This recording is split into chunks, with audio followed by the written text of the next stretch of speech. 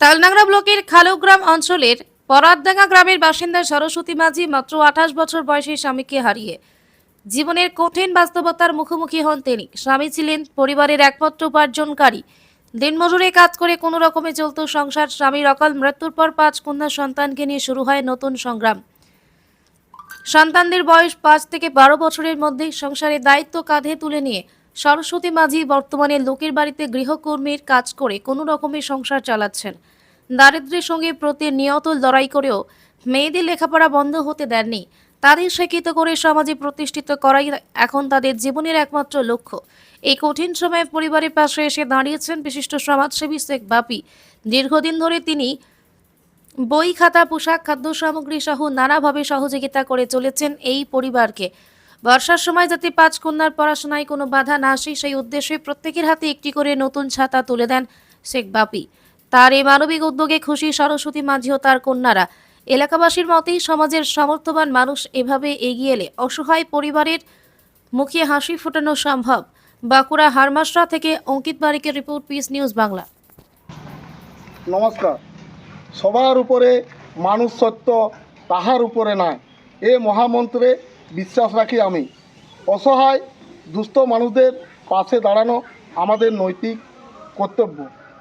আজ আমি আপনাদের এক অসহায় অভাগানী মায়ের কিছু বক্তব্য আপনাদের কাছে তুলে ধরছি। এই যে দেখতে পাচ্ছেন আমার কাছে দাঁড়িয়েছে সরস্বতী মাঝি। এ সরস্বতী মাঝির 5টি কন্যা সন্তান, কিন্তু ভাগ্যের নিষ্ঠুর পরিহাসে আজ থেকে ঠিক 1 বছর আগে এর স্বামী দুরারোগ্য রোগে আক্রান্ত হয়ে মারা যান।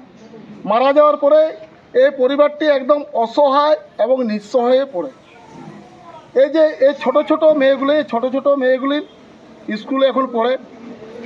2টি মেয়ে আছে, মামা বাড়ি গেছে, তাই ওদেরকে আমি দেখাতে পারলাম না। সরস্বতী মাঝি প্রতিদিন আমাদের এলাকায় মানুষদের বাড়িতে বাসন মাজা, কাপড় কাচা এইসব কাজ করে কোনোরকম সংসার যাপন করে। আজ যখন আমি সকালবেলায় এদের ক্ষেত মজুর পাড়ার দিকে যাচ্ছিলাম, তখন এই মাটির সাথে দেখা। বলল, কাকু তুমি তো আমাদেরকে প্যান্ট জামা সবে দিয়েছো, কিন্তু এই বর্ষাকালে স্কুল যেতে আমাদের খুবই অসুবিধায় পড়েছি, তাই আমাদেরকে একটা করে যদি ছাতার ব্যবস্থা করে দাও তাহলে খুবই উপকৃত হব। তাই এদের কথা মতো আমি চটজলদি আজকে এদের ছাতা এনেছি এবং এই বৌদির জন্য একটি ছাতার ব্যবস্থা করছি। এটি আমার ক্ষুদ্র প্রচেষ্টা এবং এই মহৎ কাজে যেভাবে এগিয়ে এসেছেন দিনু রায়কেও আমি ধন্যবাদ ও কৃতজ্ঞতা জানাই। তাই সকলের প্রতি আমার বিনীত অনুরোধ, আমি আমার ক্যাপশনে এদের ফোন নম্বর দিয়ে রাখছি।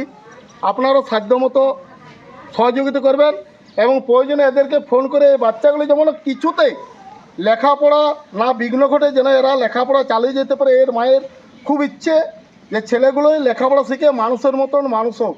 তাই সকলের প্রতি অনুরোধ, এদের সাথে যোগাযোগ করবেন এবং সাধ্যমতো পাশে থাকার চেষ্টা করবেন। ধন্যবাদ। কাকু আমাদেরকে প্যান্ট জামা সবাই দেন, আপনারা একটু সাহায্য করুন। পড়াশোনা করতে চাই, আমাদের বাবা মরে গেছে, আমাদেরকে কাকু অনেক কিছু দিয়েছে, কিন্তু আপনারা সাহায্য করবেন কথা কলম দিয়ে। পিস নিউজ বাংলা, সত্যের পক্ষে, শান্তির পথে।